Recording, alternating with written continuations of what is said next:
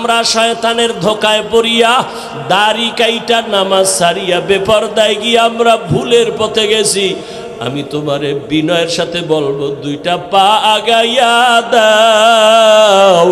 আমি নিচে নাইমা তোমার পায়ে ধরে বলবো, আর দাড়ি কাইটা নবীরে কাঁদাইও না, আর নামাজ বাদ দিয়া নবীরে কষ্ট দিস না রে যুবক। পা দুটো যদি আগায় দাও, আমি পায়ে হাত রেখে বলছি, আর কয়দিন দাড়ি কাটবি? ওরে দাড়ি কাটতে তো কম কাটো নাই। ওরে এখনো কি তোর আশা মেটে নাই? আরো কাটবি? জীবনে তো কম বেপরদায় চলো নাই, এখনো কি তোর আশা পূরণ হয় নাই? ও যুবক, জীবনে তো পার্কে পার্কে কম দৌড়াও নাই, এখনো কি মনের আশা পূরণ হয় নাই? এখনো কি গুনাহ করবি রে বাবা? ওরে আমি তোমার মতো যুবক,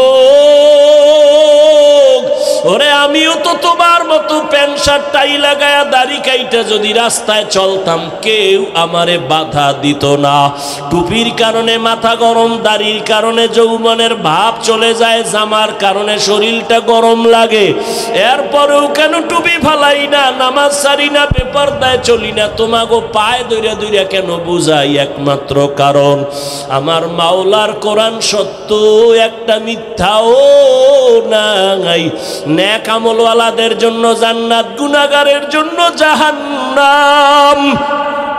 আমি যদি গুনাহগার হইয়া কবরে যাই, ওই কবরে দুই পার্শ্বের মাটির চাপ সহ্য করতে পারবো না। দুনিয়াতে একটা বেতের বাড়ি সইতে পারি না, মশার কামড় সহ্য করতে পারি না, দুনিয়াতে সূর্যের গরম সহ্য করতে পারি না, হাসরের মাঠে জাহান্নামের আগুনের গরম ও আল্লাহর বান্দারা কেমন করে সহ্য করবা? ওরে তোমার মতো যুবক দিনের লাইনে থাকিয়া যদি এখনো চলে, তুমি কেন পারবা না? ঢাকা কলেজে যাও, যাও মাঝে মাঝে ঘুরে দেখো, রাজশাহী যাও, কুষ্টিয়া যাও, কলেজগুলো দেখো। তোমার মতো যুবক কলেজে পড়ে, মাথায় পাগড়ি, এরকম বড় দাড়ি, বড় জামা, পিছন থেকে তাকাইলে মনে হয় কোনো মসজিদের খতিব। ডাক দিলাম, এই যুবক ভাই, তুমি কোন মসজিদে নামাজ পড়াও? আস্তাগফিরুল্লাহ, আমি আরবি ভালো কইরা পারি না, আমি কিসের নামাজ পড়াবো? তোমার এই হালাত কেন? আমার মা বাবার দোয়া আর উলামায়ে কেরামের নেক নজর লাগাইছি, এই কারণে আমি পাগড়ি দাড়ি রাইখাও কলেজে ক্লাস করি, ঢাকা কলেজে পড়ি। আমি নামাজ সারি না, পাগড়ি খুলি না, দাড়ি কাটি না, বেপরদায় চলি না, আমার জন্য শিক্ষকেরা দোয়া করে। ও যুবক বাবা, তুমি কেন পারবা না? আমার মাওলার আযাব কি তুমি দুর্বল মনে করেছো? ও যুবক বাবা, এখনো তওবা করো। পর্দার আড়ালের মা বোনেরা যারা আছেন, আমি এতক্ষণ আপনাদের সন্তানদের যা শুনাইলাম, এগুলো যদি বাস্তবায়ন হতে হয়, আম্মা জান আপনাদের দোয়া না থাকলে হবে না, চেষ্টা না করলে হবে না। গাছ ভালো হলে ফল ভালো হবে, মা আপনার আদর্শ ভালো হলে সন্তান ভালো হবে। এরে আম্মা জানেরা, আপনার মতো কত মা এই এলাকায় এখনো আছে, বেপরদায় চলে না, নামাজ ছাড়ে না, মোবাইলে সময় নষ্ট করে না। আপনি কি পারবেন না রে আম্মা জান? আপনি কেন পারেন না নামাজ পড়তে, পর্দা করতে? এরে আম্মা জান, আপনাদের কত মূল্য! আপনারা তো সাহাবায়ে কেরামদের মায়ের মতো মা, আপনারা তো নবীদের মায়ের মতো দামি, আয়েশা রাদিয়াল্লাহু আনহার মতো দামি নারী, ফাতেমা রাদিয়াল্লাহু আনহার মতো দামি। এরে আম্মা জানেরা, আপনারা তো খাদিজা রাদিয়াল্লাহু আনহার মতো দামি। এরে আম্মা জান, আপনারা তো ইসমাইল নবীর মা হাজেরা আলাইহাস সালামের মতো দামি, ঈসা নবীর মা মারিয়াম আলাইহাস সালামের মতো দামি। এই দুনিয়ায় বড় এক বেঈমানের নাম ফেরাউন। জানেননি এই বেঈমানের ফেরাউনের স্ত্রীর নাম কি? আসিয়া। এত বড় বেঈমানের ঘরে থাকিয়া আসিয়ার মতো বান্দি আল্লাহর পেয়ারা হয়ে গেল। রহমতের নবী বলেন, কিয়ামতের দিন আসিয়ার সাথে আমি মুহাম্মদের সাথে বিবাহের বন্ধন হবে। ও আম্মা জানেরা, আপনার স্বামী তো ফেরাউনের মতো খারাপ না। আপনি কি পারতেন না স্বামীরে বুঝাইতে নামাজের জন্য? আপনি যদি নামাজ পড়িয়া দোয়া করতেন, হে আল্লাহ, আমার স্বামী দিনরাত্র কষ্ট করে কামাই রুজি করে, তার নিজের জন্য করে না। প্রত্যেকটা স্বামী তার সন্তান পরিবারের শান্তির জন্য কষ্ট করে। নিজে না খাইয়া থাকলে কোনো বাবা কষ্ট পায় না।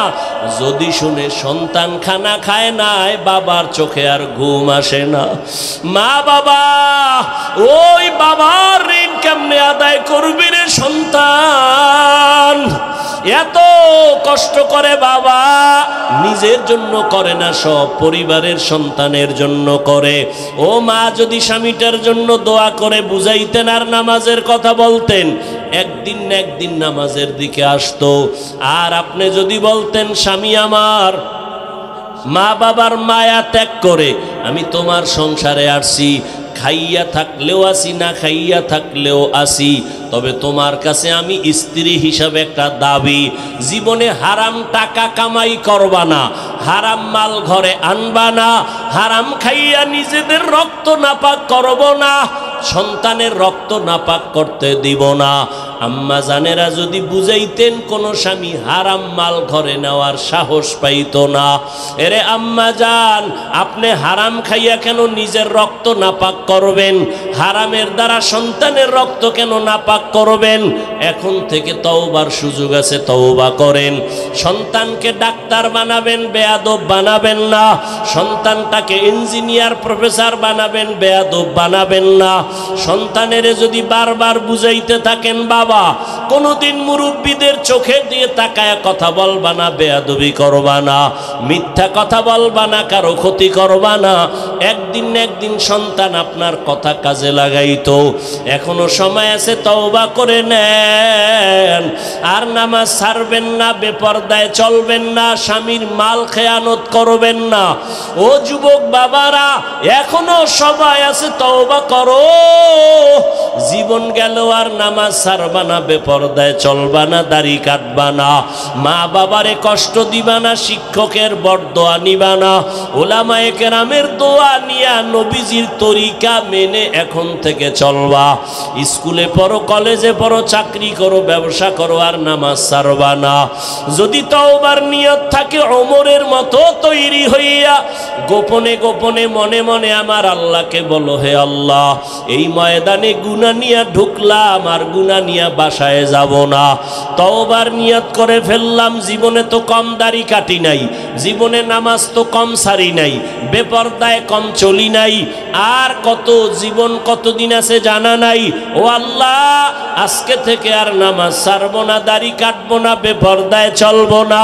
মা বাবার দোয়া নিয়া, শিক্ষকের দোয়া নিয়া, উলামায়ে কেরামের পরামর্শ নিয়া নবীজির তরিকা মেনে চলবো। তোমরা খেজুর গাছের সাথে ট্যাক লাগাইয়া রহমতের নবী খুতবা পড়েন। কিছুদিন পরে নবী বললেন, আমি নতুন মিম্বর বানাবো। মানুষের যেমন কান্নার আওয়াজ, খেজুর গাছ থেকে এমন কান্নার আওয়াজ। বুখারীর ইবারত। রহমতের নবী বলেন, এই খেজুর গাছ কাঁদো কেন? খেজুর গাছ বলেন, ইয়া রাসূলুল্লাহ, আপনার বিরহের বেদনায় কান্না করি। কি চাও? আমি দোয়া করে দিব, তুমি আবার তাজা হয়ে যাইবা, আবার তোমার মধ্যে খেজুর আসবে, উম্মতেরা খেয়ে দোয়া করবে। কয়, না না, কি চাও? ও রহমতের নবী আমার, এখানে আমার জানাজা পড়াবেন, এখানেই দাফন করবেন, কিয়ামতের দিন আমি আপনার সাথে জান্নাতে থাকব। উস্তুনে হান্নানা আজ হাজরে রসুল, নালামি জাদ হামচুয়ার বাবু উকুল। মারা গেছে, কথা বলতে পারে না, আল্লাহর কুদরতে পারেনি। এই বিশ্বাস যারা রাখবে তারা মুমিন, যারা অবিশ্বাস করবে তারা বেঈমান। আল্লাহ তাআলা তার বিশেষ কিছু বান্দাদেরকে আলাদা পাওয়ার দান করেন। এই পাওয়ার দুনিয়ার অন্যকে আল্লাহ দান করেন না। এই পাওয়ারের নাম কোরআনের ভাষায় হলো ফুরকান। হাদিসের ভাষায় এই পাওয়ারের নাম ফেরাসাত। ইয়া আইয়ুহাল্লাযীনা আমানু ইন তাত্তাকুল্লাহ ইয়াজআল লাকুম ফুরকানা। قال رسول الله صلى الله عليه وآله وسلم اتقوا فراسة المؤمن فإنه ينظر بنور الله। ফেরাসাতের পাওয়ার, ও বান্দা তুমি যা দেখো পাওয়ারওয়ালারা অনেক কিছু দেখেন, তুমি দেখো না। পাওয়ারওয়ালা যারা এরা আল্লাহর প্রিয় বান্দা, চোখের নজর দিয়া দেখে না, আল্লাহর দেওয়া নূরের আলো দিয়া তারা দেখেন। খলিফাতুল মুসলিমিন ওমর ফারুক রাদিয়াল্লাহু তাআলা আনহু খুতবা পড়তেছেন, হঠাৎ খুতবার মাঝখানে অপ্রাসঙ্গিক একটা আওয়াজ দিলেন, ইয়া সারিয়াতাল জাবাল, ইয়া সারিয়াতাল জাবাল, ইয়া সারিয়াতাল জাবাল। এই সারিয়া, পাহাড় পাহাড় পাহাড়। ওমর আওয়াজটা দিছেন যেখানে, সেখান থেকে সারিয়া 2000 কিলোমিটার দূরে। সুবহানাল্লাহ। না যেই তালে বিড়ি টানেন কেমনে আসবে সুবহানাল্লাহ। জিন্দেগি মে বন্দেগি তু করনা হে, जिंदगी में बंदगी तू करना है, जिंदगी बे बंदगी शर्मिंदा है, जिंदगी बे बंदगी शर्मिंदा है। यहाँ हम सब मुसाफिर दिल ना लगा, अहले दिल की नजर से रूह करता जा। यहाँ हम सब मुसाफिर दिल ना लगा, अहले दिल की नजर से रूह करता जा। शाह दौलत सब फकीर गर नेक नेहे, शाह दौलत सब फकीर गर नेक नेहे, जिंदगी में बंदगी तू करना है, जिंदगी में बंदगी तू करना है,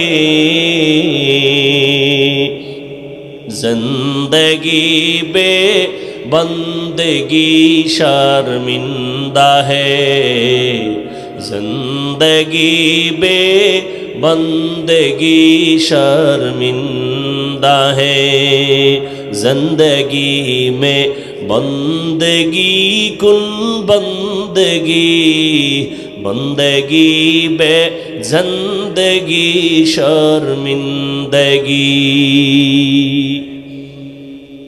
দুনিয়ার বিবেক যেটা বলে হবে না, আমার আল্লাহর কুদরতে সেটা। আল্লাহ বলবেন হাত কথা বল, হাত সাথে সাথে আওয়াজ দেওয়া শুরু করবে। কেমনে বলবে, কোথায় তার মুখ, কোথায় তার জিহ্বা, আওয়াজটা কেমন, এটা সব কুদরতের ব্যাপার। হাত আল্লাহর সামনে কথা বলবেন, ও দয়ার মালিক তুমি হাতটা দিছো যেই কাজের জন্য সে ডিউটি বান্দা করে নাই। হাত দিয়া মা বাবার খেদমত করবে, করে নাই। হাত দিয়া বান্দা কোরআন ধরে ধরে পড়বে, পড়ে নাই। হাতের দ্বারা বান্দা নেক আমল করবে, করে নাই। বরং এই হাত আলেমের বিরুদ্ধে আঙ্গুল ব্যবহার করেছে, মোবাইলে বিরোধিতা করেছে। হাত দিয়া বান্দা গুনার দিকে কাজ করেছে। আল্লাহ বলবেন চোখ তুমি বলো।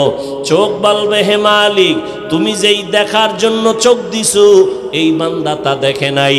চক্ষু দিয়া মা বাবা দেখবে সওয়াব, এই চোখ দিয়া উলামায়ে আহলে হক দেখবে সওয়াব, এই চক্ষু দিয়া কোরআন তাকায়া তাকায়া দেখবে সওয়াব, এই চোখ দিয়া আল্লাহর ঘর বাইতুল্লাহ তাকায় দেখবে সওয়াব।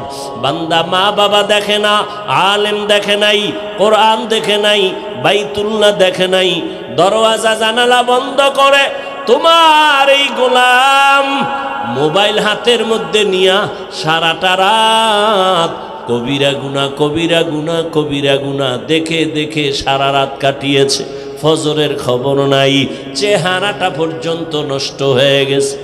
এরে আমার কলিজার যুবক, চেহারার মধ্যে কেন আলো নাই?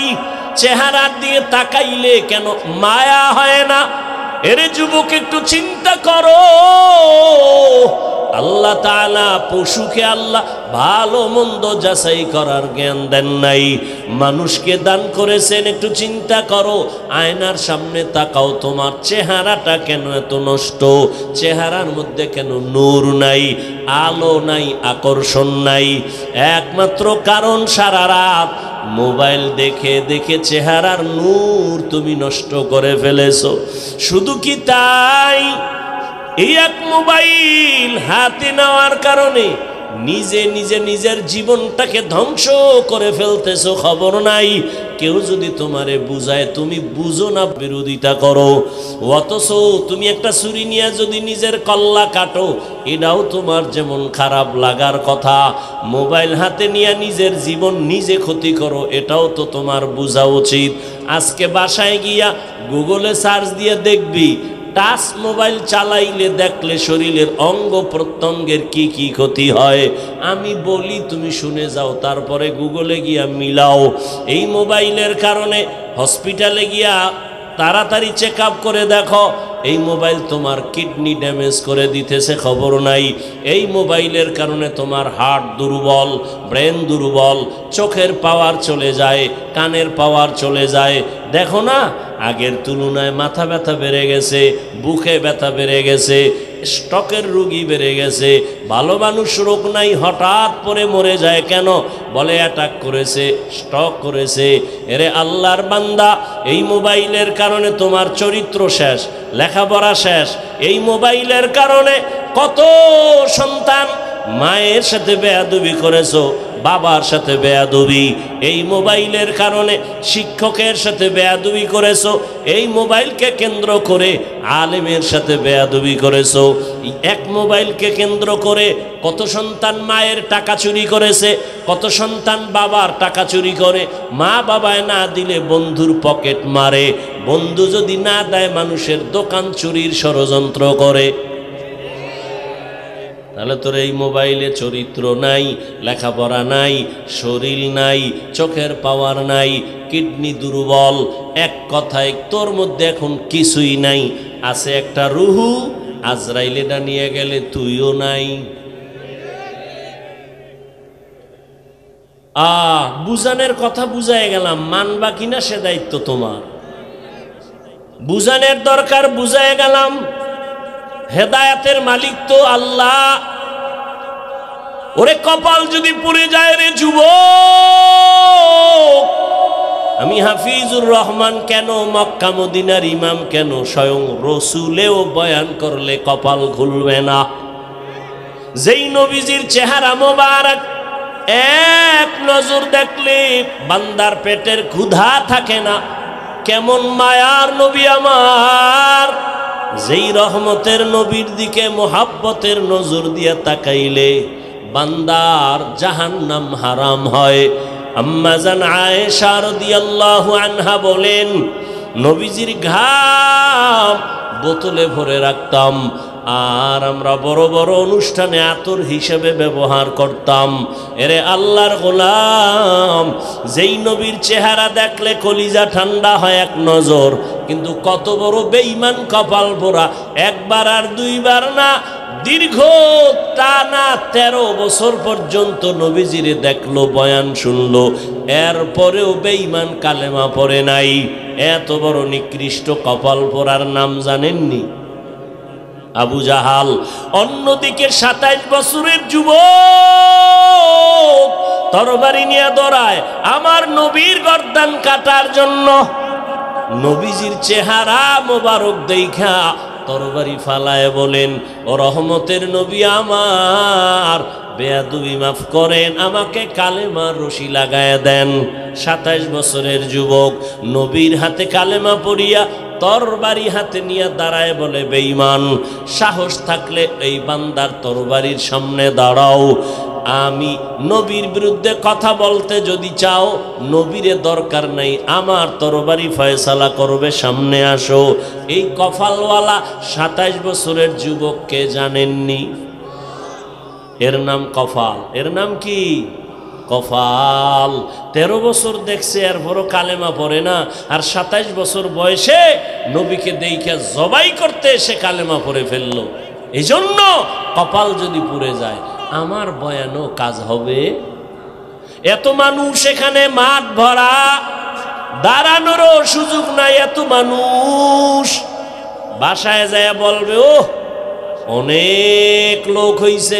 কি লাভ হবে তোমার চাপাবাজি করলে যদি ফজরে মসজিদ থাকে খালি? কি এত মানুষ এখানে, অনেক আশেকে রসুল ফজর পড়ে নাই, জোহর পড়ে নাই, আসর পড়ে নাই, মাগরিব পড়ে নাই, এশা পড়বে কিনা তাও জানা নাই। আল্লাহ হেদায়াত দান করেন। এরে আমার যুবক বাবা, অনেক দিন পর্যন্ত এই প্রোগ্রামের প্রচারণা চলছে, অনেকে আসবো আসবো বলিয়া আসতে পারে নাই। আর ওই বান্দা যদি শরীয়তের কোনো কারণে আসতে না পারে, আল্লাহ তাকে পুরা সওয়াব দান করবেন। আর একদল কপাল পোড়া এমন এসেছে ওয়াজের প্যান্ডেলে, কিন্তু প্যান্ডেলে ঢুকতে পারে নাই। এরা কই? মহিলা প্যান্ডেল তাওয়াফ করে, আর দোকানে আড্ডা দেয়, আর কবিরা গুনাহ করে। কি দেখছেননি কারবার? আল্লাহর কুদরতটা কেমন! এটা বেহেশতের বাজার, পাশে জাহান্নামের বাজার। কি আচ্ছা, ওয়াজ উপলক্ষে মার্কেট হবে কেন, দোকান হবে কেন? অনেক দূরের মানুষের একটু চা বিস্কিটের দরকার, দুই একটা চা বিস্কিটের দোকান থাকবে। খেলনার দোকান কেন, বেলুনের দোকান কেন? ওখানে আবার মেয়েরা ঢুকবে কেন, যুবকেরা ঢুকবে কেন? ওখানের এই কবিরা গুনার দায়ভার কারা নিবে? বইলা গেলাম, মানবা কিনা সে দায়িত্ব তোমার। সারা বাংলাদেশের হালাত বড় খারাপ। ও যে আইয়া কপাল ভরা বেলুন কিনছে, বেলুন, প্লাস্টিকের মাছ, কান্দে লয়ে ঝুলতে ঝুলতে বাড়ি যায়। ম্যাডাম জিগাইব, অজেতে কি নিয়ে আইছো? কইছে মোনাজাতে বেলুন কবুল হয়ে গেছে। আপনারা হাসেন, কত বড় নির্লজ্জ বেহায়া! আপনারা হাসেন, আবার লজ্জা থাকলে কান্না করা উচিত। আমি হাসির ওয়াজ করি নাই, হাসির কথা বলি নাই। এটা এমন একটা প্যান্ডেল, রসুলের হাদিস, এখানে বসার সাথে সাথে গুনাহ মাফ। এইরকম একটা পবিত্র প্যান্ডেলের পাশে আবার জাহান্নামের বাজার হবে, সেখানে বেপরদা নারী ঢুকবে, যুবক যুবতী ঢুকবে, কিচ্ছু বলা যাবে না। জাতির কপাল এত খারাপ, বলে প্রয়োজনে বক্তা বাদ দাও, আমগো আকাম বাদ দিব না। বলবে এত হুজুর ওয়াজ করলো, কারো লাগলো না, ওনার এত লাগলো কেন? বাদ দে এই হুজুর, আমগো আকাম চলবে। এ জাতির কপাল চূড়ান্ত খারাপের দিকে চলছে। কে বলবে এই কথা? কে শুনবে এই কথা? কে মানবে এই কথা? কেন এত সুন্দর বেহেশতের বাগান, যেখানে বসলেই গুনাহ মাফ, যেখানে চোখের পানি ফেলে দোয়া করলে কবুল, সেই বেহেশতের বাগানের পাশে কেন জাহান্নামের বাজার হবে, বেপরদা নারীর আড্ডা হবে, খেলনার দোকান হবে? কারণ কি?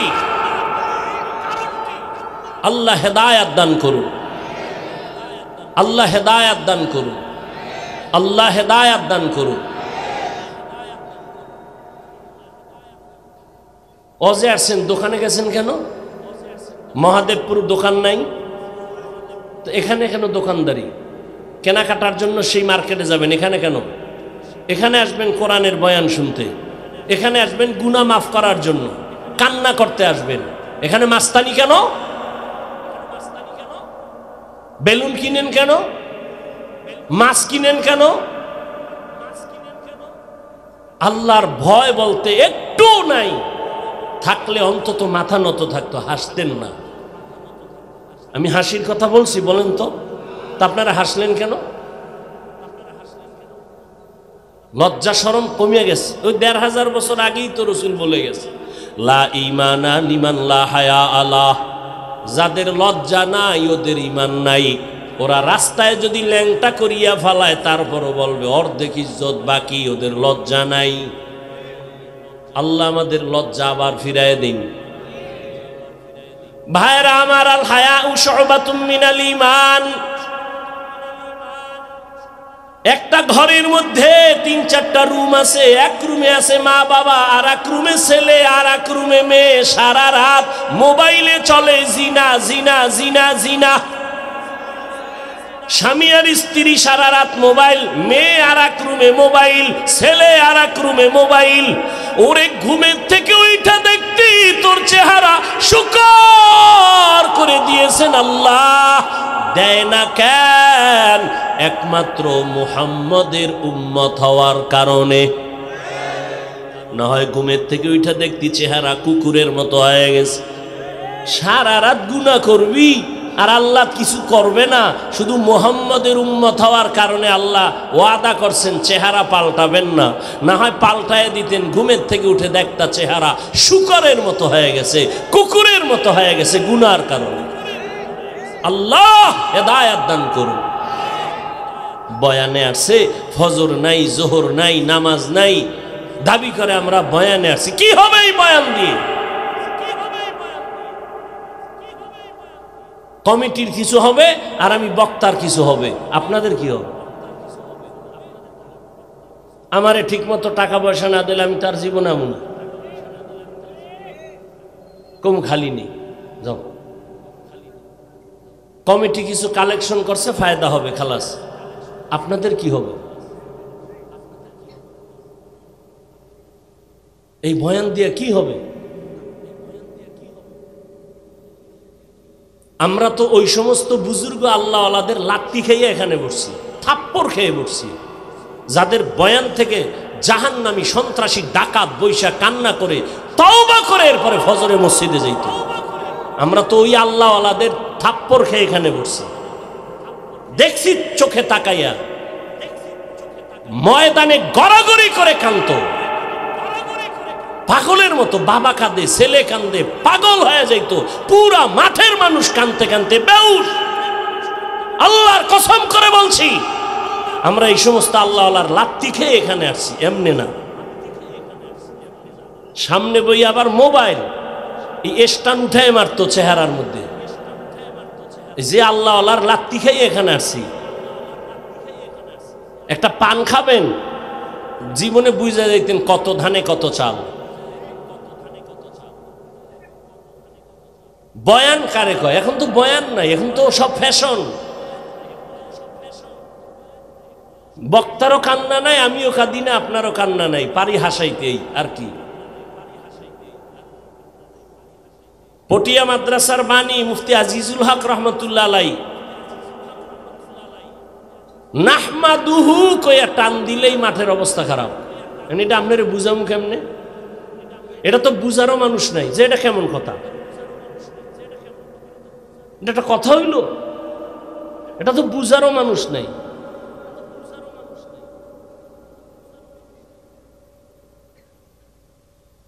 আল্লাহ হেদায়াত দান করুন। ইয়া আইয়ুহাল্লাযীনা আমানুত্তাকুল্লাহা হাক্কা তুকাতিহি।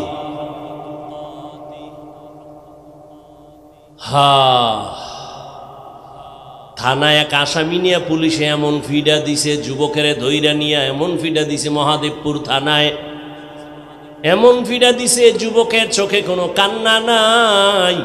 ও আল্লাহর বান্দার একটু আকল খাটাইয়া চিন্তা করেন, মহাদেবপুর থানায় যুবক এমন পুলিশের পিটা লাগছে, কাঁদে না।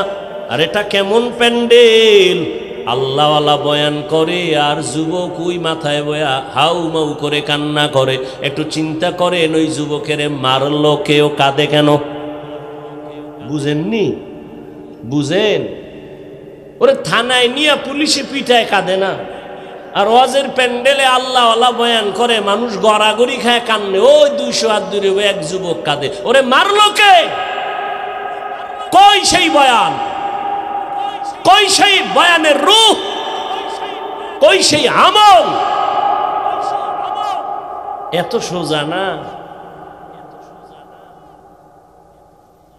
বয়ান বক্তার এলেমার আমল, বয়ান বক্তার এলেমার আমলের বাহাদুরিতে হয় না, শ্রোতাদের অন্তরের আকর্ষণ আর মোহাব্বতে বয়ান বের হয়। আর বক্তার মধ্যে থাকবে ইখলাস, আল্লাহর ভয়। এই আল্লাহওয়ালাদের লাত্তি খাইছি, কিন্তু ওই নজর একটু পাইছি, আল্লাহ বরকত দিছেন, কিন্তু মানুষ এখনো হইতে পারি নাই। ওরে আমি যদি আপনাদের বয়ান শুনাইতে গিয়ে বলি আমি মানুষ হইতে পারি না, তো আপনাকেও তো চিন্তা করা উচিত, আপনি কি হইলেন? আর বাঁচবেন কত? হায়াতের 3 ভাগের 2 ভাগ শেষ। যদি আপনার হায়াত 30 বছর থাকে, মুহাম্মদের উম্মতের হায়াত গড়ে হবে 60 থেকে 70 বছর, তাহলে আর বাঁচবেন 30, অর্ধেক শেষ। যদি আপনার হায়াত থাকে 40, আপনার 3 ভাগের 2 ভাগ শেষ, 20 বছর। কিন্তু বাঁচবেন কিনা তাও বড় কঠিন, কারণ ইদানিং শুধু মরণ আর মরণ আর মরণ। মরণ ফাঁদ লইয়েই তো ঘুরে। এই মোবাইলের কারণে শরীর শক্তি দুর্বল, চোখের পাওয়ার কমতেছে, বান্দার হার্ট দুর্বল হইতেছে। একের পর এক মরণ ফাঁদ নিয়ে আমরা চলি। আবার আমার কলিজার যুবকেরা আর একটা মরণের ফাঁদ নিয়ে পাগল, বাইক। কি মরণের তাজা একটা মরণ ফাঁদের নাম বাইক, মোটর সাইকেল, হুন্ডা। ওটার মুখে উঠলেই খালি শরীরে আগুন। শরীরে কি? পিছনে যদি আবার বিপরীত কোনো পার্স থাকে তো আরো আগুন। সকাল 10টায় ঘুমে তুই কি ঢাকায় আম্মু? মহাদেবপুর বাজারে যাই কেন? বলে আমার এক বন্ধুর সাথে মোলাকাত। আসবি কখন? বলে 1 ঘন্টা পরে। 2-3 ঘন্টা হয়ে যায়, মায়ের অন্তরে বাড়ি লাগছে, এখনো আসে না কেন? টেলিফোন করে, কেউ ধরে না। দীর্ঘ টাইম পরে একজনে ধৈর্য অচেনা কণ্ঠ কয়, কে তুমি? বলে মোবাইলওয়ালার মা। মোবাইলওয়ালার বাপ আসেনি, আছে, দাও তাড়াতাড়ি, দেখো তোমার ছেলের মোবাইল কে ধরছে দেখো। এবার রিসিভ করে কয়, কে তুমি? বলে আমি মোবাইলওয়ালার বাবা। বাড়ি কই? বলে আমার বাড়ি অমুক এলাকায়। তাড়াতাড়ি চলে আসো, তোমার লাশ তাড়াতাড়ি বাসায় নিয়ে যাও। ছেলের লাশ এক জায়গায়, বাইক আর এক জায়গায়, তাড়াতাড়ি আসো, লাশ নিয়ে যাও। এই হয়নি এরকম?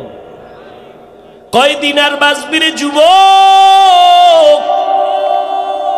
মহামারী করোনায় যুবকের লাশ, ছাত্র জনতার বৈষম্য বিরোধী আন্দোলনে যুবকের লাশ, পানির নিচে যুবকের লাশ, গাড়ির নিচে যুবকের লাশ, ঘুমের বিছানায় যুবকের লাশ।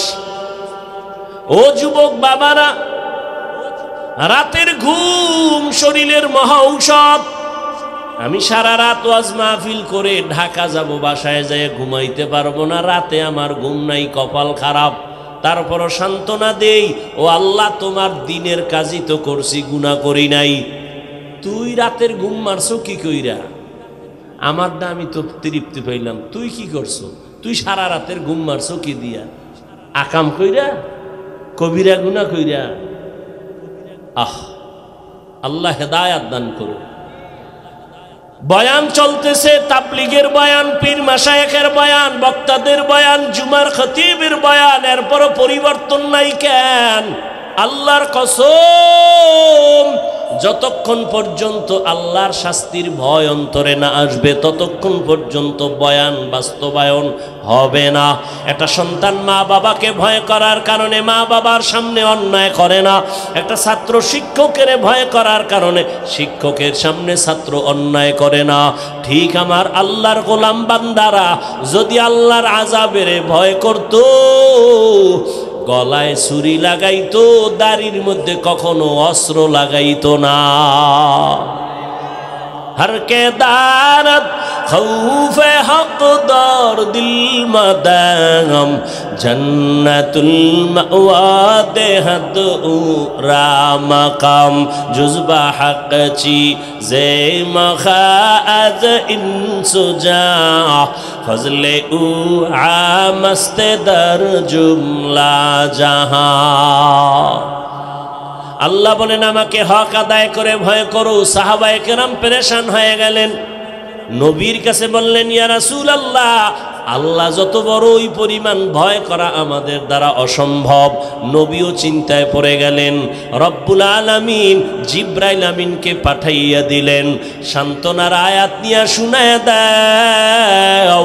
জিব্রাইল আমিন আমার নবীর সামনে এসে আয়াত শুনায় দিলেন সান্ত্বনার, ইত্তাকিল্লাহা মাস্তাতাতুম, সাধ্যমতো ভয় করা লাগবে। বান্দা আমার হক আদায় করে, ভয় করার প্রয়োজন নাই, বরং বান্দা তোমার সাধ্যমতো আল্লাহকে ভয় করো। আমি যদি আপনাদের প্রশ্ন করি, আপনারা কারা কারা আল্লাহকে ভয় করেন? যদি করি, একজনও কি হাত উঠাবে না? সবাই এই উঠে দেখছেন, কই নাই এতে অবস্থা। মানে মরাডারে মারো কেন, কয় লড়ে কেন?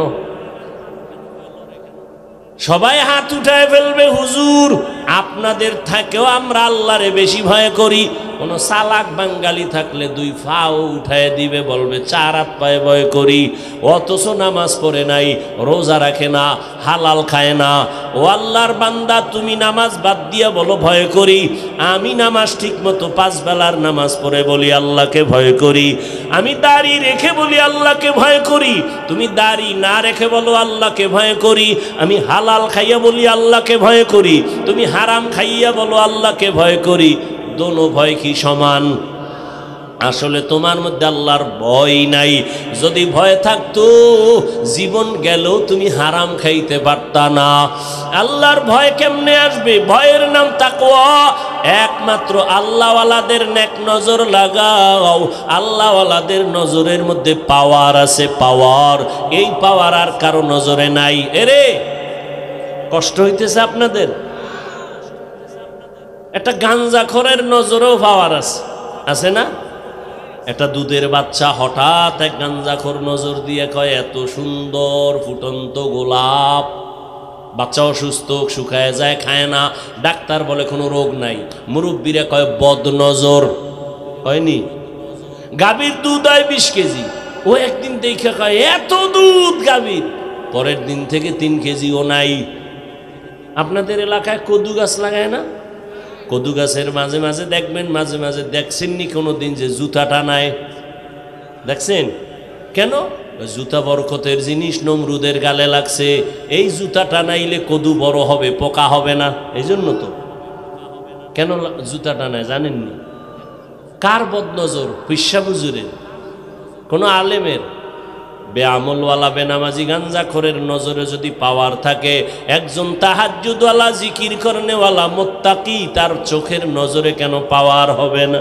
আউলিয়ারা কারে উকবা ইখতিয়ার, জাহেলারা কারে দুনিয়া ইখতিয়ার। মাইলে মোমেন সোয়ে মোমেন মিশাওয়াত, মাইলে কাফের সোয়ে কাফের মিশাওয়াত। আল্লাহর ভয় অন্তরে জমা করো। আল্লাহওয়ালাদের নেক নজর লাগাইও। এরে যুবক, এতক্ষণ কষ্ট করে যে চিল্লাইতেছি, তুমি মনে করতেছো কত না জানি মজা।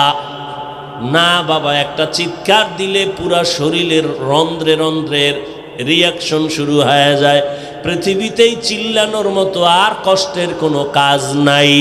এরপরও চলতেছে 12 মাস।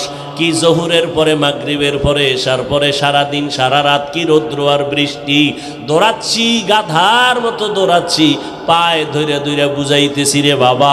একবারও এই যে এতক্ষণ চিল্লাইলাম, একবারও কিন্তু বলি নাই ও মহাদেবপুরের বাবারা, আমি 5 কল্লি টুপিওয়ালা, তোমরাও 5 কল্লি দাও, না হয় তোমার কপাল খারাপ হবে। বলছি? বলি নাই। আমি কওমি মাদ্রাসার সন্তান, তোমরাও কওমি মাদ্রাসায় যাইও, না হয় তোমরা জাহান্নামে যাইবা। একবারও বলি নাই। আমি তাবলিগের লাইনের সন্তান, আমি পীরের মুরিদ, একবারও বলি নাই যদি তাবলিগে না যাও, পীরের কাছে না যাও, তুমি ধ্বংস হয়ে যাইবা। একবারও বলি নাই। কি বলি শুনো যুবক বাবা, আমি তোমাকে শুধু বলবো না, আরো সাহস দিয়া যাব। জানা নাই আমার মতো এই সাহস বাংলাদেশে আর কোনো বক্তা দেয় কিনা। আমি সাহস দিয়া যাই। ও আমার কলিজার যুবক, আমি তোমাকে বলি না হুজুর হও, তসবিহ হাতে নাও, মাথায় পাগড়ি নাও, না না না, তোমাকে আমি বলবো না। বরং আমি তোমাকে অনুরোধ করে বলবো, স্কুলে পড়ো ধন্যবাদ, কলেজে পড়ো ধন্যবাদ, ওই লাইনের লেখাপড়া ছাড়িও না। আমার দেশে হুজুরের অভাব নাই, মাওলানার অভাব নাই, মুফতি মুহাদ্দিসের অভাব নাই। আমার দেশে ডাক্তারের বড় অভাব, ইঞ্জিনিয়ারের অভাব। ডাকাত আছে, ডাক্তার নাই। ইঞ্জিনিয়ার ভালো আদর্শওয়ালা নাই। প্রফেসর আছে নাস্তিক। আমরা ওই নাস্তিক মার্কা প্রফেসর চাই না, তাসনিমার মতো ডাক্তার চাই না। এরে বাবা, তুমি লেখাপড়া করে আদর্শবান ডাক্তার হইও, তুমি একজন ইঞ্জিনিয়ার হও, প্রফেসর হও, তুমি ব্যবসায়ী হও, চাকরিজীবী হও, তবে এতটুকু দাবি বেয়াদব হইও না রে বাবা।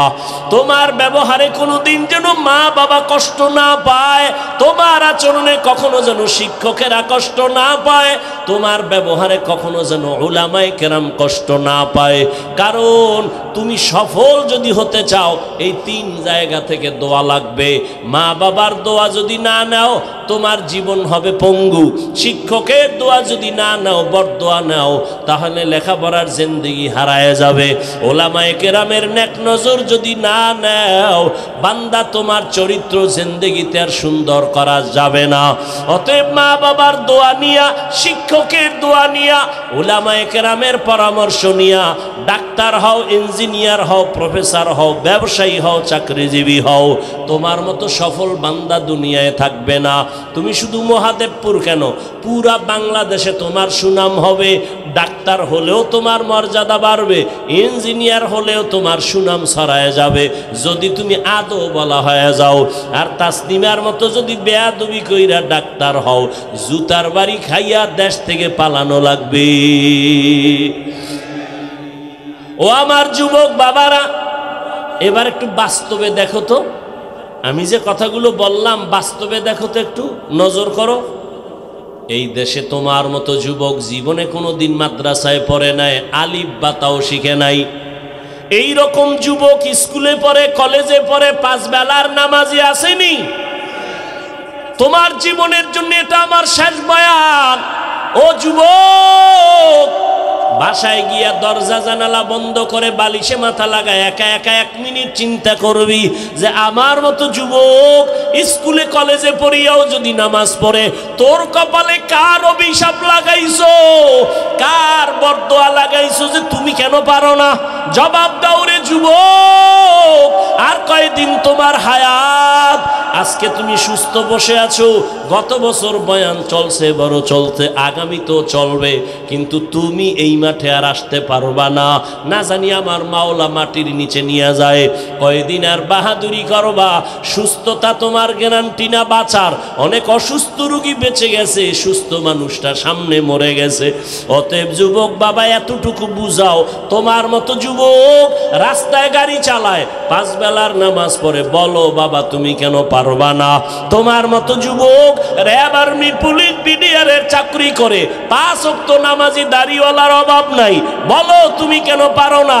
তোমার মতো যুবক ময়দানে কৃষি কাজ করে, নামাজ ছাড়ে না, তুমি কেন পারো না? আল্লাহ বিবেক দিছে, প্রশ্ন করো। তোমার মতো যুবক doctor, professor, engineer, OC, DC, SP, নামাজি, তুমি কেন পারবা না? তোমার মতো যুবক নদীর মধ্যে মাছ ধরে নামাজ ছাড়ে না, বলো তুমি কেন পারবা না? ও বাবা, কি ভাবছো? হুজুর গো কথা মিথ্যা, আমরা ভুলে আছি এটাই ভাবছো? তা দলিল দাও, আমাদের বুঝায় দাও। হাফিজ ভাই, তোমরা সঠিক লাইনে নাই, আমরা সঠিক লাইনে আছি, একটা দলিল দে।